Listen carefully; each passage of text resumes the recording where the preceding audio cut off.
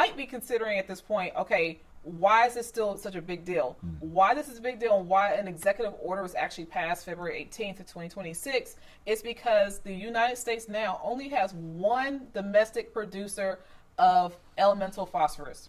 The additional 13 plus million pounds of elemental phosphorus that we use for glyphosate production is imported every year, and from some countries like China and things that we are not, that we want to not have, we don't want to have dependency on.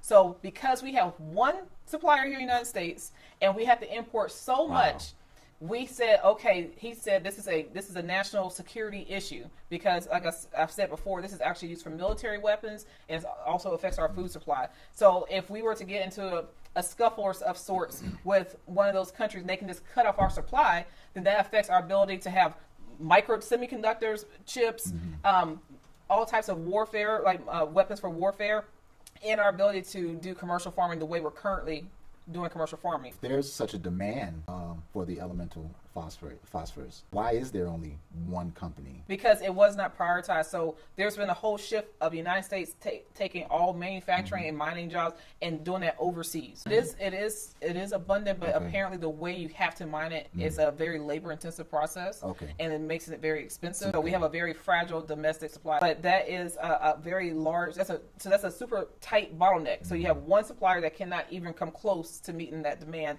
Hence why we have to import so much.